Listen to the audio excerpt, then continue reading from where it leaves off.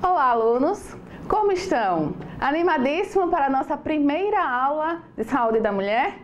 Muito bem, meu nome é Erika Mello, eu sou enfermeira e vou passar esses 9 encontros com vocês, discutindo todas as funcionalidades do corpo feminino.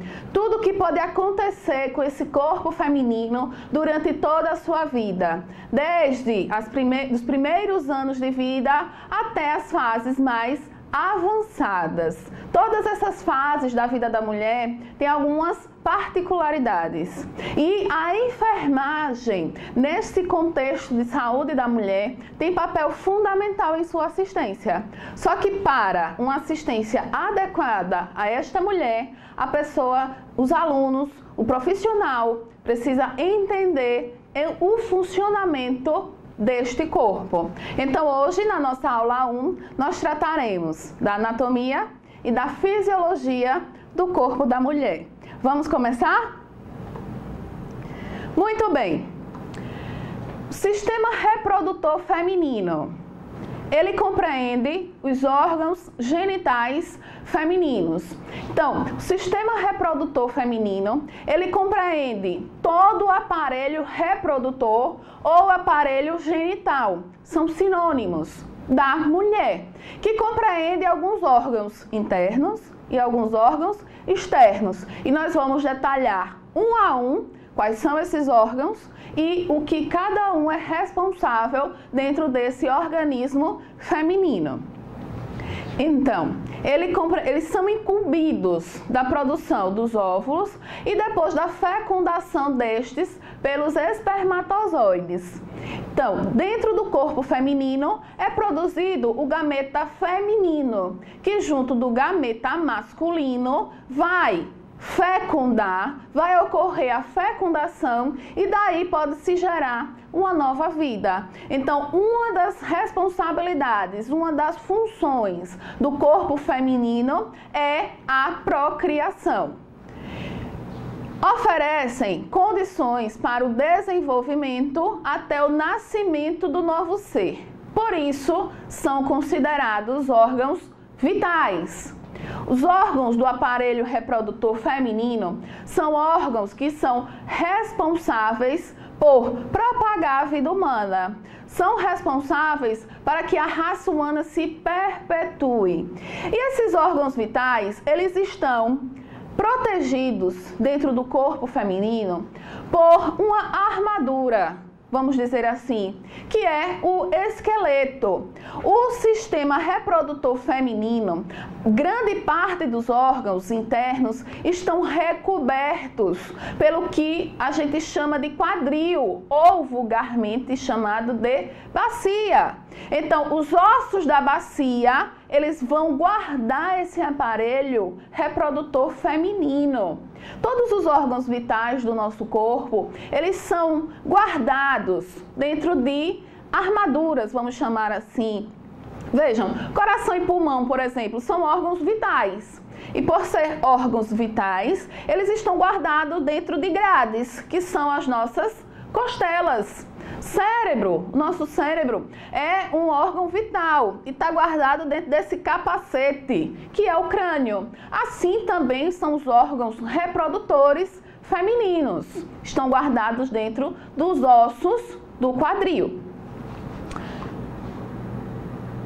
Continuando, eu mencionei para vocês que os órgãos reprodutores femininos, nós temos órgãos internos, ou seja, estão dentro do corpo feminino, mas também nós temos órgãos externos, aqueles que nós conseguimos visualizar.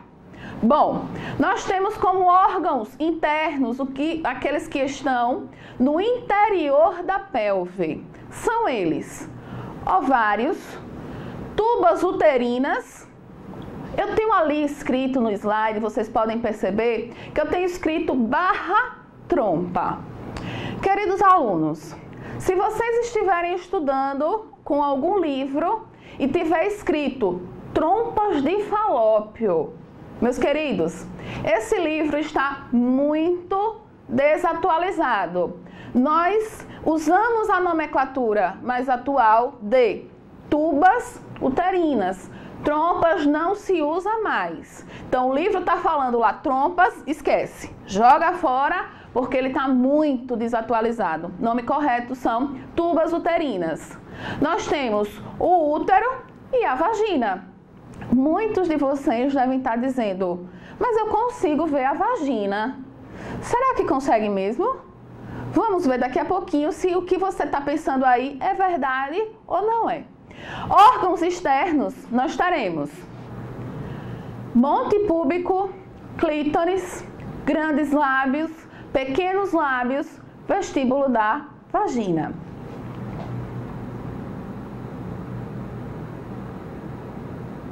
O slide está repetido. Bom, aqui vocês conseguem perceber o conjunto de todos os órgãos femininos, de todos os órgãos do sistema reprodutor feminino internos. E a partir de agora, nós vamos começar a descrever cada um deles. Nós vimos que nós temos 4 órgãos internos do sistema reprodutor feminino. O primeiro deles, o ovário. Este órgão é um órgão de extrema importância para o sistema reprodutor feminino. Ele é um órgão de uma importância dupla. Nossos ovários, ele tem uma importância dupla.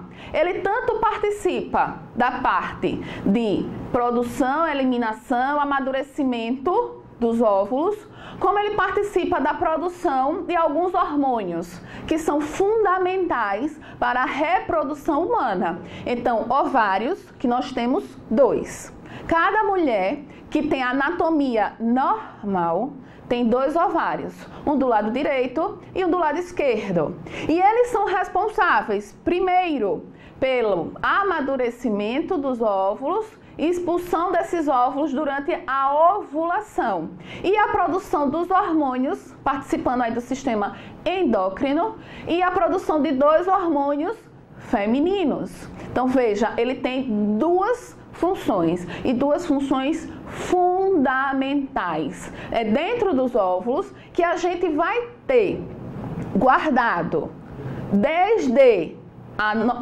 que nós éramos fetos na barriga da nossa mãe, a gente já tem ali dentro dos nossos ovários todos os óvulos que vão aí durante toda a nossa vida ser eliminado mês a mês, no intuito de que aconteça uma gestação. O nosso corpo, alunos, todos os meses, eles se preparam para uma gravidez. Eles montam um aparato para que a gente, nós, do sexo feminino, engravidemos. Todos os meses. Quando não ocorre a gravidez, começa-se tudo novamente para que, possivelmente, aconteça uma gravidez no mês subsequente. Então, percebam que aqui na imagem, vocês percebem essa bolinha amarela. Essa bolinha amarela que tem um chapeuzinho em cima dela, esta bolinha é o nosso ovário. E nós temos um de cada lado, ok? Vamos continuar?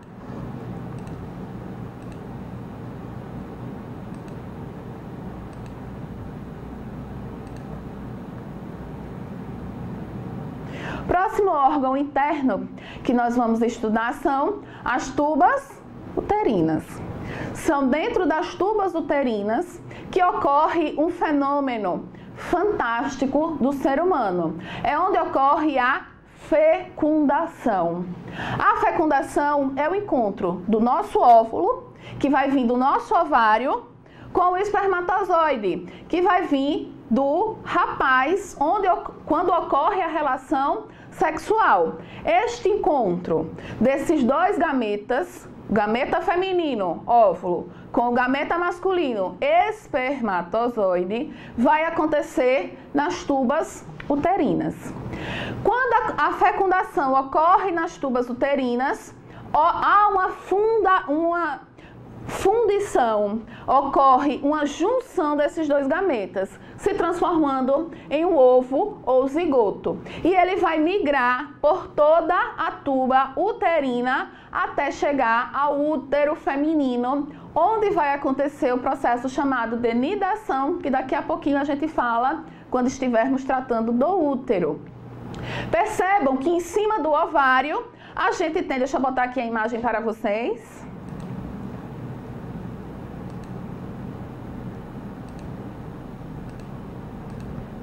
Percebam que em cima do ovário existem essas franjinhas. Essas franjinhas a gente dá o nome científico para ela de flagelo. Essas franjinhas em cima do ovário, quando o ovário eliminar esse óvulo, essas franjinhas vão meio que captar esse óvulo para o interior da tuba uterina. Então ocorreu a ovulação. O óvulo eliminou o ovário, perdão, eliminou o óvulo, as tubas uterinas começam a ter, os seus flagelos começam a se movimentar, de modo que esse óvulo seja puxado para dentro das tubas uterinas. Então, uma das funções dos flagelos que estão aí na porção da tuba uterina que está em contato com o ovário é de fazer com que esse óvulo entre dentro das tubas uterinas. No interior das tubas uterinas, existe também outros cílios. Esses cílios vão fazer com que o óvulo fecundado, ele caminhe por toda a tuba uterina até chegar no útero. Se nós não tivéssemos esses cílios mesmo, tá pensando nos seus cílios? É isso aí mesmo, só que muito pequeno, microscópico. Se não tivesse esses cílios fazendo este movimento para ajudar o caminhar deste óvulo fecundado, que não é óvulo, o nome que a gente dá neste momento seria ovo ou zigoto, após alguma fecundação.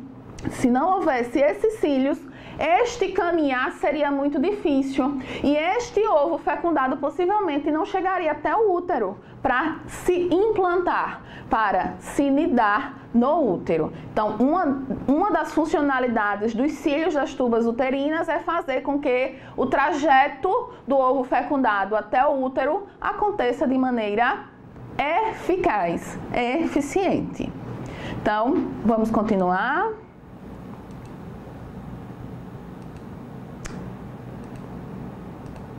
Muito bem. Falamos do ovário, falando das tubas, e agora a gente vai falar um pouco do útero. O útero, ele é o órgão que tem como uma das principais funções acomodar uma nova vida. É dentro do útero feminino, dentro do útero materno, que a criança vai se desenvolver até o seu nascimento. É onde a criança vai receber toda a nutrição necessária, é onde a criança vai ter todo o espaço necessário para o seu adequado nascimento após o período gestacional. O útero, vocês podem perceber, vou colocar aqui uma imagem para vocês, que ele tem o formato de uma pera invertida.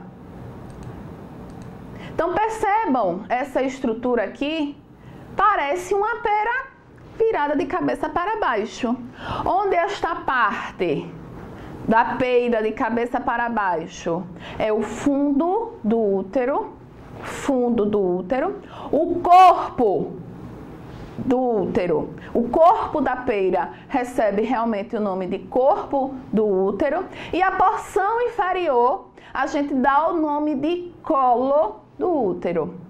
Quando a gente fala em colo do útero, algumas pessoas podem pensar: eita, já ouvi falar em câncer de colo do útero. É aí nessa porção do útero, nessa porção inferior do útero feminino, que algumas infecções podem se desenvolver, inclusive o câncer. O câncer do colo do útero, 95% dos casos, é causado por um vírus chamado HPV, vírus do papiloma humano. 95% dos casos de câncer de colo de útero são causados por esse vírus e é nessa porção inferior que a doença se instala.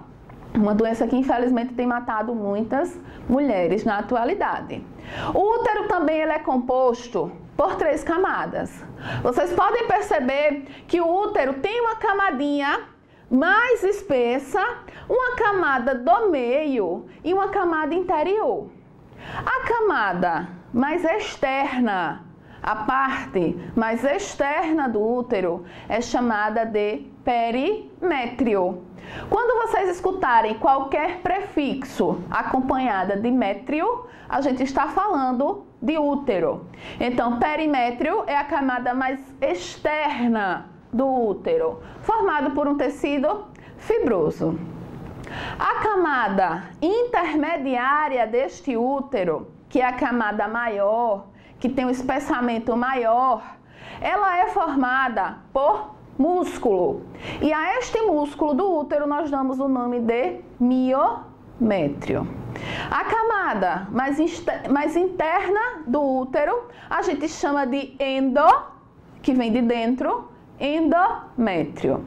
Muito bem, vamos falar um pouco de miométrio e de endométrio, que são as 2 camadas que têm uma importância muito maior para a fisiologia do corpo humano. Eu disse a vocês que o miométrio, a camada muscular, ela é a parte mais espessa. Realmente é a camada mais espessa. E por ela ser feita de músculos, ela pode se contrair. Quem aí de vocês já teve o desprazer de ter cólica menstrual? Tem gente aí que já está se revirando na cadeira que eu estou vendo daqui. Aquela dorzinha chata é nada mais, nada menos do que o miométrio contraindo, fazendo contração para expulsar a camada interna do útero que está descamando. Qual a camada interna do útero que eu mencionei anteriormente para vocês? Endométrio. Então, a contração menstrual, a cólica menstrual trata-se da contração dessa camada intermediária do corpo, contraindo para expulsar o endométrio que está descamando. O endométrio só descama quando não acontece menstruação. O endométrio, a camada interna do útero, ela vai se espessar para que aconteça alguma gravidez. Durante o ciclo menstrual, ela vai se espessar. Quando acontece a gravidez, o ovo ou zigoto vai caminhar da trompa até o útero e vai se implantar nesse endométrio que está extremamente espessado, extremamente vascularizado. Mas não aconteceu a fecundação. Infelizmente, o namoro acabou, o casamento acabou, não tem namorado. Então também não vai ficar grávida. Se não vai ficar grávida, esse endométrio, essa camada interna do nosso útero, ela vai descamar. E é isso que é a nossa menstruação. Camadas de endométrio junto com sangue. Então, dentro do nosso útero, aí foi as três camadas do útero: perimétrio, a camada mais externa, miométrio, a camada intermediária, e endométrio, a camada interna do nosso útero. E o nosso útero, o que é que vocês entendem por função desse útero? O útero tem uma das funções mais vitais do ser humano, que é acomodar um novo ser, dar suprimento para que esse novo ser consiga se desenvolver de maneira normal e que esse novo ser consiga vir ao mundo saudável. Então, o útero é aquele órgão responsável por acomodar uma nova vida, é o órgão responsável por acomodar um novo ser. Dúvidas? Manda para cá a nossa dúvida que a gente responde para vocês. Vamos continuar?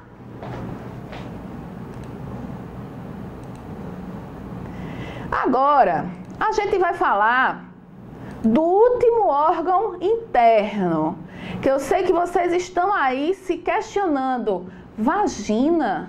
Órgão interno? Não, eu consigo ver a vagina. Não, você não consegue ver vagina. A vagina é um órgão interno.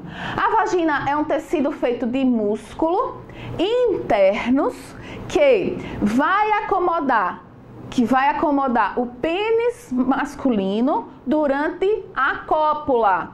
O que seria cópula? É o ato sexual. Então, quando a gente fala, deixa eu botar aqui a imagem maior para vocês. Vamos lá.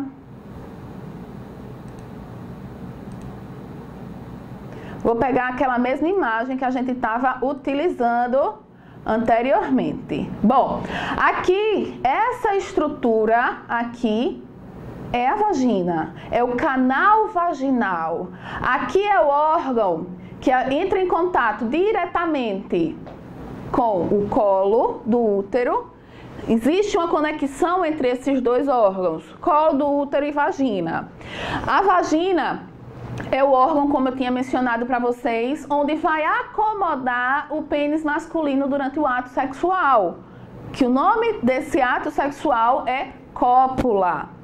É pela vagina, meus queridos alunos, que vai ser eliminado a menstruação.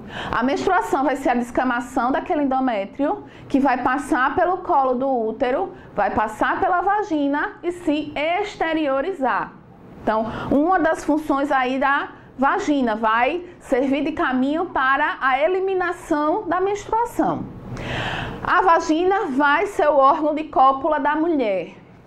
É pela vagina que vai ser eliminado este novo ser humano, este feto, quando chegar o período do parto. Quando essa mulher entrar em trabalho de parto, esse neném, um dos trajetos dele vai passar por vai caminhar pelo útero, passar pelo colo do útero, atravessar todo o canal vaginal até ser exteriorizado, até ser expulso. Então, vamos lá. Vagina vai passar a menstruação, vagina vai passar o bebê, vagina o órgão de cópula feminino.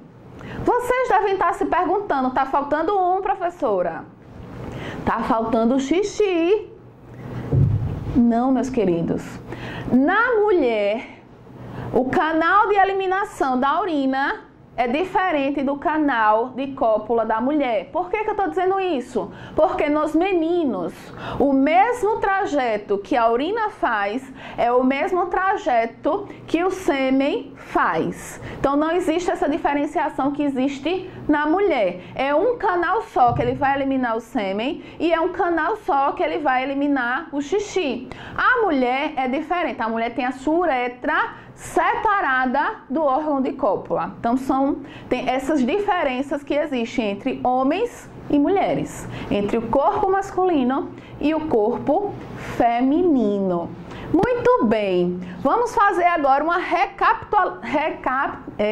revisão. Vamos fazer uma revisão de tudo que nós vimos até agora. Muito bem, a gente viu que o corpo feminino, que a mulher, ela tem o seu sistema reprodutor, contendo órgãos internos e contendo órgãos externos.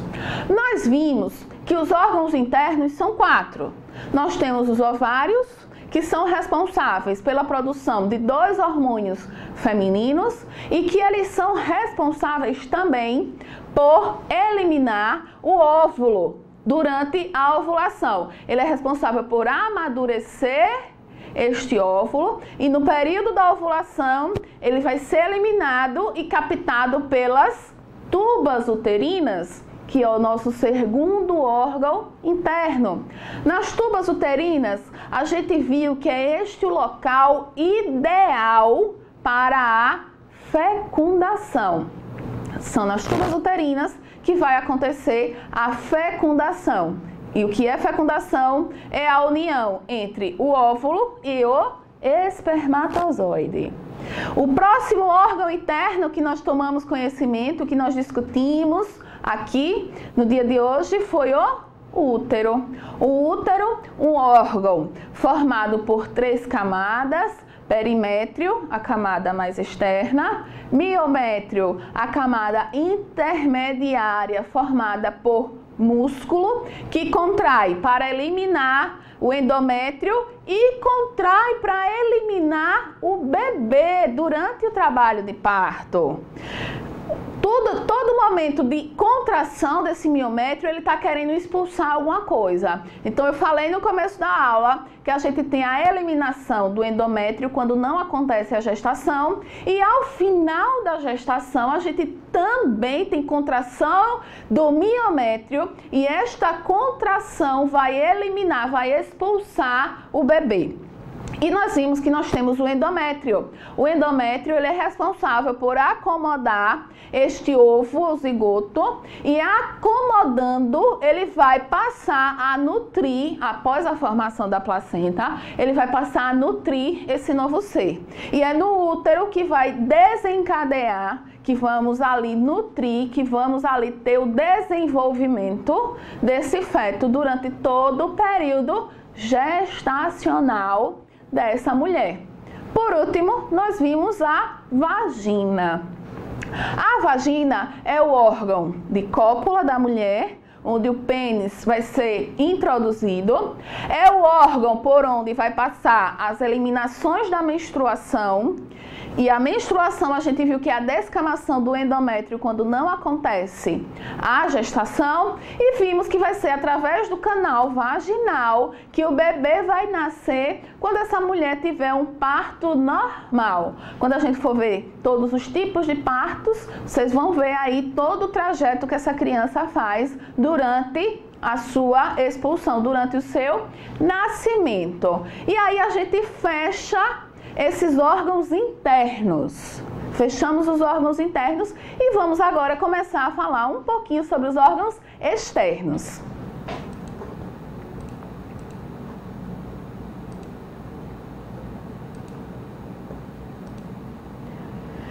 Muito bem.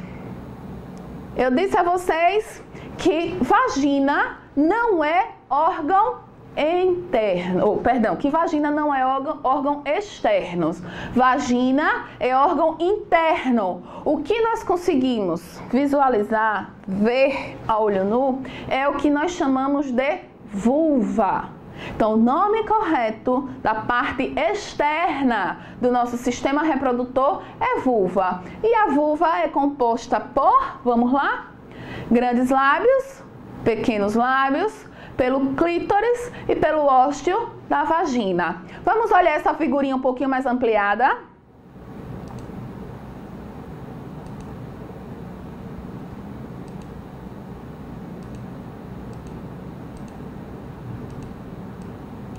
Então, vamos lá.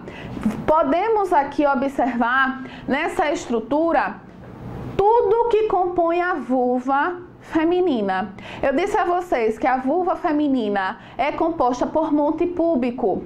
Monte púbico, essa região mais proeminente da vulva feminina, onde a gente tem aí a implantação de vários pelos femininos, que é importante que vocês entendam que não é legal que a gente faça toda a remoção dos pelos pubianos, porque esses pelos, eles conferem para nós proteção contra a entrada de qualquer tipo de agente agressor, micro-organismos, então serve de proteção. Então, por mais que vocês não gostem, que a maioria das meninas reclamam, não tira tudo, deixa um pouco porque serve de proteção. Nós falamos também que essa vulva tinha o clítoris. O clítoris feminino é o órgão responsável pela excitação das meninas. Opa, tô vindo uma zoada aí na sala de aula. Vamos acalmar, porque a gente tá falando aí de relação sexual, excitação feminina. Eu sei que fica todo mundo aí um pouco agitado. Vamos acalmar. Então, clítoris é o órgão responsável pela excitação feminina. Sim, nós meninas temos excitação sim. O clítoris da mulher, ele é análogo. É como se ele fosse parecido, igual ao pênis masculino. Só que o pênis masculino é o órgão mais desenvolvido. Na menina, na mulher, este órgão é um órgão mais... não se desenvolveu tanto, mas ambos têm a mesma função de excitação. O próximo órgão que a gente pode verificar aqui nesta vulva é os grandes lábios.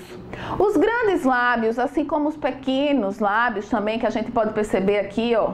Esses são os pequenos lábios e aqui os grandes lábios. A gente tem aí como órgão de proteção. A gente tem como órgão de proteção para quê, professora? Vai proteger de quê? Gente, o advento da roupa íntima não é uma coisa tão recente. Lá no passado, nossos antepassados, aquele povo não tinha muito costume de andar com roupa íntima, não. Era só aquela folhinha aqui, uma folhinha aqui e olha lá.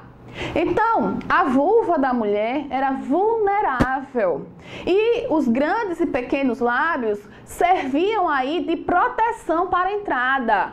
Enquanto que na vagina a gente tem um muco que protege de micro-organismos que são invisíveis. Micro-organismos quer dizer que são organismos que a gente não consegue visualizar. Os pequenos e os grandes lábios, eles vão impedir a entrada de animais maiores, uma formiga. Então, ele servia como um tipo de proteção para esse sistema reprodutor da mulher, quando aí ela não tinha o advento da roupa íntima. Vocês conseguem perceber que ao final da vagina, ao final da vulva, a gente tem o períneo e aqui uma comunicação muito próxima do ânus. Na mulher, quando a mulher vai fazer a higienização, isso é muito interessante, a gente conhecer essa anatomia feminina, porque quando nós vamos dar algumas orientações de enfermagem com relação à higienização dessa mulher, é importante que a gente conheça a anatomia para que essa orientação de enfermagem seja pautada dentro do que a anatomia da mulher vai proporcionar. Exemplo, a mulher depois de parir, por exemplo, você vai orientar ela a fazer a higienização dela.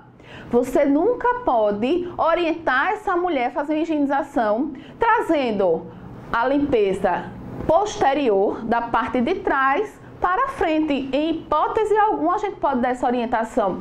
Mas se você não conhece a anatomia, se você não sabe como é a anatomia do corpo feminino, você vai conseguir fazer uma orientação de enfermagem adequada? Não vai conseguir. Então, a importância de entender quais os órgãos que compõem, qual a funcionalidade de cada um deles, é para que a sua conduta enquanto enfermagem seja uma conduta pautada em todo esse processo anátomo-fisiológico, no caso que a gente está discutindo, da mulher. Muito bem. Vimos aí os nossos órgãos internos, os nossos órgãos externos. E faltou aí a gente falar da mama. Tenho certeza que tinha alguém dizendo aí, professora, e a mama? A mama é feminina, a senhora não falou de mama? Calma! Por que ele não entrou nem como interno, nem como órgão interno, nem como órgão externo? Porque a mama feminina, ela é um órgão acessório. E aí a gente vai, deixa eu colocar aqui mais uma imagem para vocês verem ampliado. Então percebam, a mama feminina, uma mama composta por vários tecidos. A título de conhecimento para vocês, é formado por tecido muscular e por tecido subcutâneo. Tecido subcutâneo é aquele tecido gorduroso. Aquele tecido gorduroso que na imagem vocês conseguem perceber esse tecido aqui mais amarelado. é o tecido subcutâneo. A mama, na sua maioria, é composto por tecido subcutâneo. E a parte da musculatura e das glândulas também. Função dessa mama. A mama, ela vai ser responsável pela nutrição da criança após o seu nascimento. É este órgão acessório que vai produzir o alimento, o leite materno, que contém todos os nutrientes para que essa criança se desenvolva de maneira saudável. Mas aí alguém pode dizer, mas professora, e quando o leite é fraco? A gente tem que dar uma coisinha, um complemento? Não, vocês não precisam dar complemento. Não existe esta necessidade. A mama feminina, ela produz a quantidade adequada com os nutrientes adequados para que essa criança se desenvolva com saúde. Existem apenas algumas situações de doenças que impedem a amamentação, que é alguns tipos de cânceres e quando a paciente é portadora de doenças como o HIV/AIDS. Então, realmente, nessas situações, a mulher não pode amamentar. E essa criança precisa fazer uma suplementação. Fora disso, a mama vai produzir o alimento ideal, o alimento adequado para o desenvolvimento saudável de qualquer criança. A história do leite fraco, ela não existe. O que existe é a criança ao nascer tem o estômago do tamanho de uma acerola, do tamanho de uma cereja. Então é muito pequenininho. Então a criança vai mamar e rapidamente vai encher o estômago dela pequenininho, do tamanho de uma acerola. E esse estômago pequenininho, enquanto ele é pequeno, no instante vai ser absorvido pelo corpo da criança. E ele precisa mamar várias vezes. E as mulheres, muitas vezes, têm a ideia de que o leite dela é fraco, por isso a criança chora muito. Não é, meus queridos. Não existe leite fraco. Existe uma criança que tem uma capacidade estomacal pequena, que precisa de várias vezes se alimentar, porque ela mama o tamanho de uma acerola, rapidamente o corpo absorve. E é isso que faz com que essa criança se desenvolva de maneira saudável. Então, terminamos de ver todos os órgãos que compõem o corpo feminino e nós vamos entender como se comporta esses órgãos durante o que nós chamamos de ciclo menstrual. Nós temos aí a ilustração na tela para vocês, deixa eu ajeitar aqui para vocês. Nós temos aqui a ilustração do que acontece no nosso corpo durante todo o ciclo menstrual. O que é ciclo menstrual, professora?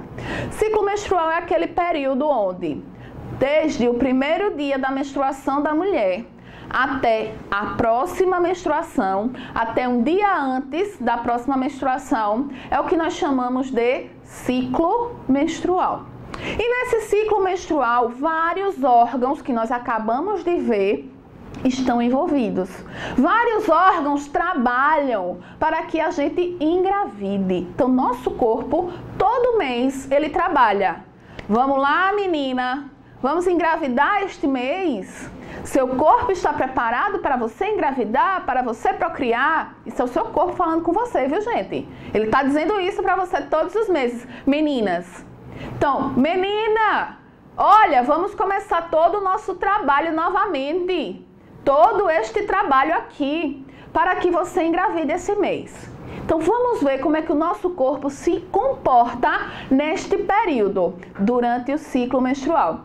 O ciclo menstrual da maioria das mulheres compreende um período de 28 dias. A maioria. Aí vocês podem dizer, ô professora, mas o meu é 29, mas o meu é 30.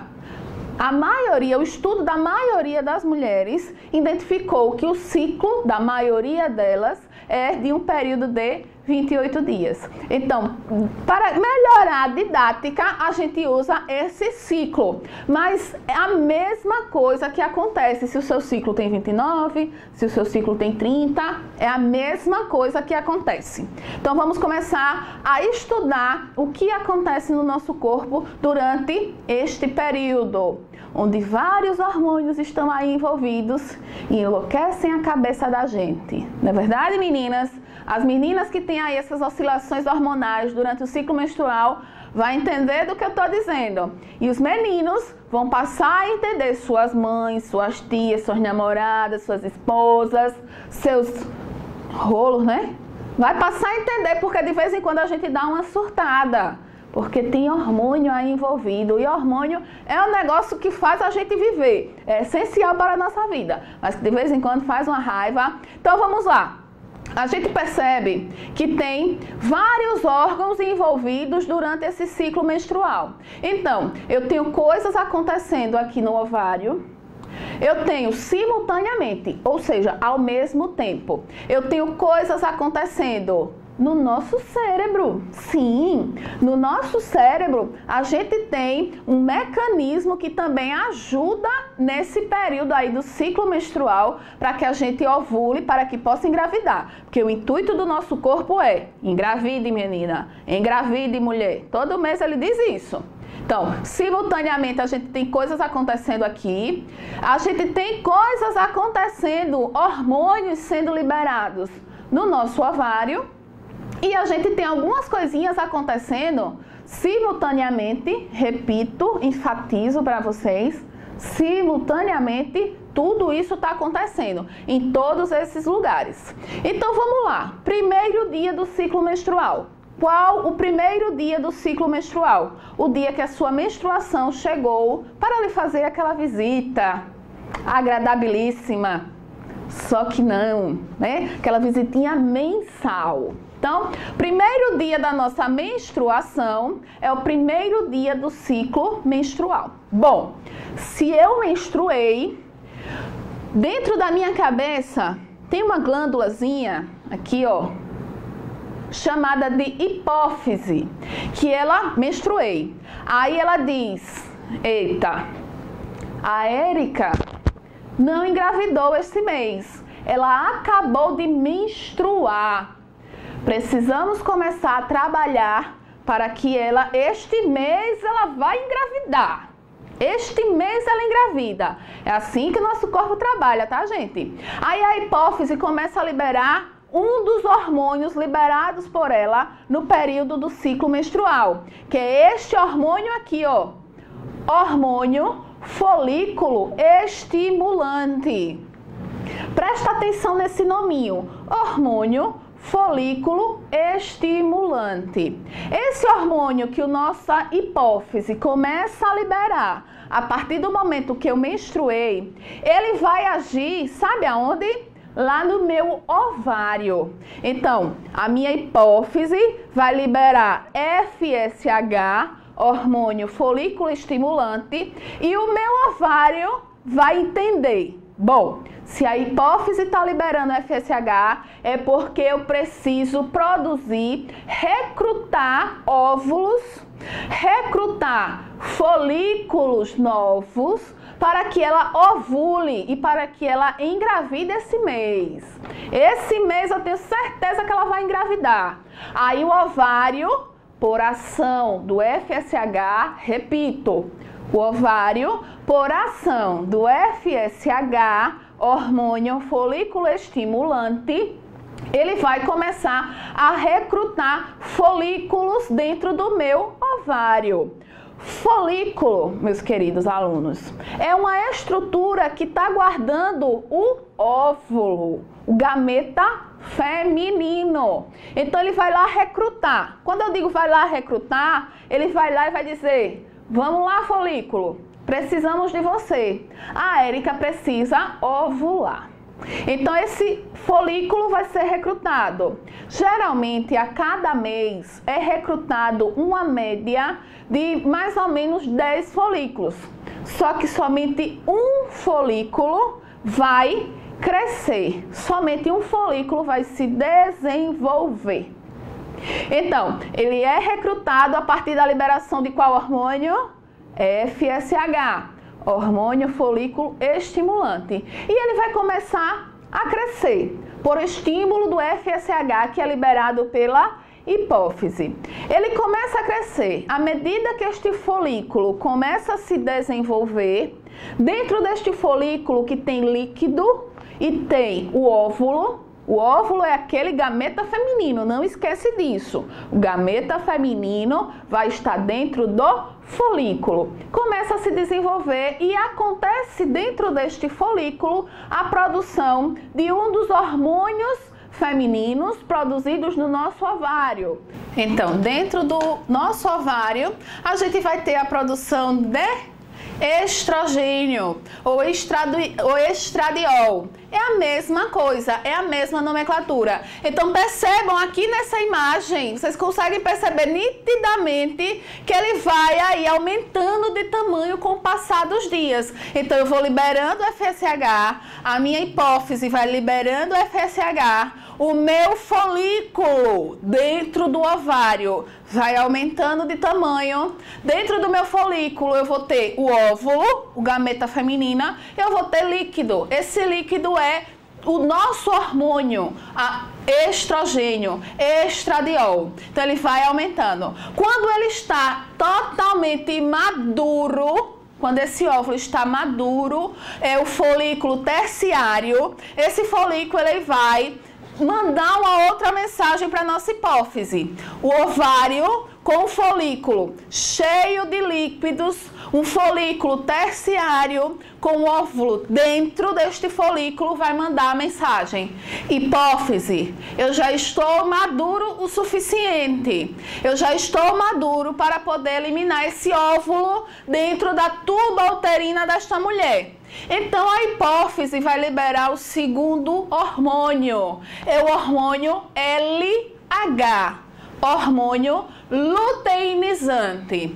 Quando a hipófise dá uma descarga de LH, esse folículo cheio de líquido e contendo o nosso óvulo, ele vai se romper, que vocês conseguem ver aqui nessa imagem aqui, ó. Houve o rompimento do folículo e esse óvulo se encaminhou para a tuba uterina. Se a mulher tiver relação neste período, ela tem grandes chances de engravidar. E é isso que o nosso organismo faz todo mês. Vocês percebem que com o aumento do estradiol aqui dentro deste folículo, ele vai aumentando, ele foi amadurecendo, ele foi aumentando. Quando esse estradiol ou estrogênio é a mesma coisa, ele vai aumentando, o nosso endométrio, ele vai se espessando. Ele entende? Olha, o organismo da Érica está se preparando para ovular. Pode ser que ela engravide este mês. Então vamos preparar a casa para esse novo ser. Aí esse endométrio ele começa a aumentar de tamanho. A cada dia ele vai aumentando de tamanho. Quanto mais estrogênio eu vou fabricando com o passar dos dias, mais esse endométrio vai se espessando. Quando que acontece essa ovulação? No meio do ciclo. Então, considerando um ciclo de 28 dias, a gente vai ter a ovulação no 14º dia. Então, dia bom para engravidar, 14º dia da gestação. Dia bom para não ter relação sexual, para não correr o risco de engravidar. Aí o 14º dia é o parâmetro. A gente considera alguns dias antes, alguns dias depois, que posteriormente em outras aulas a gente vai discutir isso. Muito bem, vamos continuar. Daí essa mulher não engravidou. No 14º dia, houve aqui a liberação desse óvulo e aí ela não engravidou. Não houve relação sexual, ela não engravidou. Quando houve a liberação do óvulo, o folículo, ele permaneceu lá no ovário. Ele permaneceu aqui no ovário e a gente recebe o nome dele de corpo amarelo ou corpo lúteo. Essa estruturazinha amarelinha é corpo amarelo ou corpo lúteo.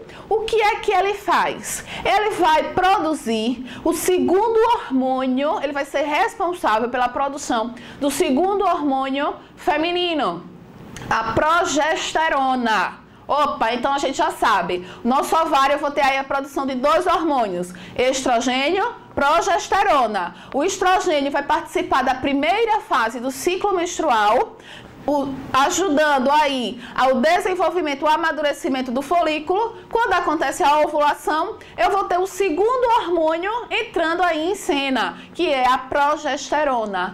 A progesterona, ela vai agir também no endométrio. Ela vai agir ajudando a esse espessamento. Ele vai estar lá, vamos produzir progesterona, porque se ela engravidou, eu preciso de um endométrio espesso. Quando eu digo espesso, minha gente, eu quero dizer, ó, com camadas espessas. Vejam que ele vai crescendo de tamanho. Esse endométrio vai crescendo de tamanho para que aconteça a nutrição de um possível feto, de um possível embrião, posteriormente de um feto.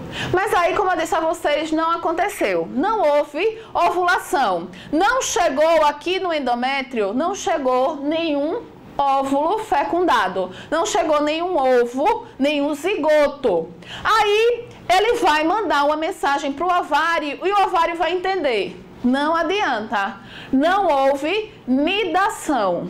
Não houve nidação, não tem necessidade do corpo amarelo permanecer. Então, ele pode atrofiar e ser absorvido pelo organismo para que aconteça uma nova produção de folículos, uma nova produção, um novo recrutamento de folículos. Então, quando esse corpo amarelo, vocês podem ver, ele começa a diminuir de tamanho, danadinho, ele começa a diminuir de tamanho, então a produção de progesterona diminui com isso. Quando a produção de progesterona diminui, a gente vai ter uma diminuição, uma descamação do endométrio. Quando eu tenho aí a descamação do endométrio, eu vou ter novamente a menstruação. E todo esse ciclo se inicia novamente. Eu vou ter folículos lá sendo recrutados, quando a hipófise vai liberar o FSH dizendo não engravidou, ela menstruou. Então eu vou ter a liberação do FSH, hormônio folículo estimulante. O hormônio folículo estimulante vai estimular os meus ovários a recrutar folículos. O que são folículos? É uma estrutura, uma bolsa que vai guardar o óvulo. Dentro dessa bolsa, ela vai começar a amadurecer, a crescer de tamanho. À medida que ele amadurece e cresce de tamanho, eu vou ter a produção do estrogênio. O estrogênio, quando chegar numa produção limite, quando esse folículo estiver maduro, ele vai mandar uma segunda mensagem para o cérebro e dizer: já estou maduro, já posso ovular. Aí a nossa hipófise vai liberar LH, hormônio luteinizante. Quando vem uma descarga de hormônio luteinizante, essa mulher vai ovular. Quando ela ovula, eu vou ter a produção do corpo amarelo ou do corpo lúteo. Esse corpo lúteo é responsável pela produção da progesterona. E a progesterona é responsável por manter o endométrio espesso.